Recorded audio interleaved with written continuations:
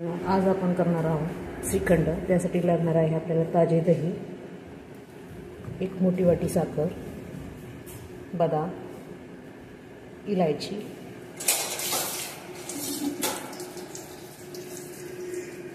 दही आपल्याला 7 ते 8 तासासाठी बांधून ठेवायचे आहे। याच्यात सर्व पाणी निघून जाईल तोपर्यंत।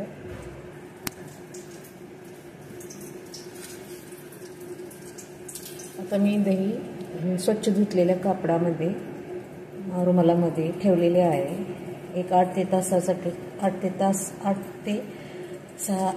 तासासाठी आपण हे दही घट्ट बांधून ठेवायचं।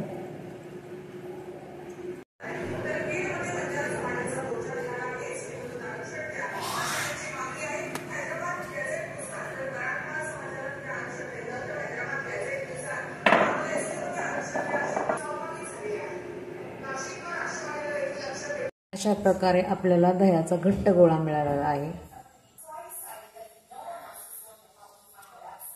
आता याच्यात ऍड करूयात बदाम आणि सोललेली विलायची।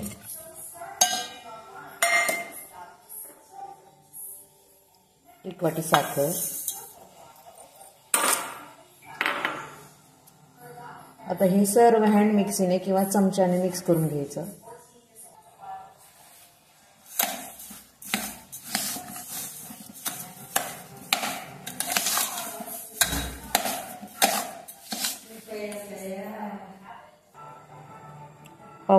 पाहू शकता मैत्रिणींनो, आपला श्रीखंड तयार आहे।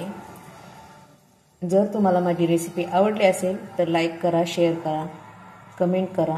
माझ्या चॅनलला सबस्क्राईब करायला विसरू नका। Thanks for watching.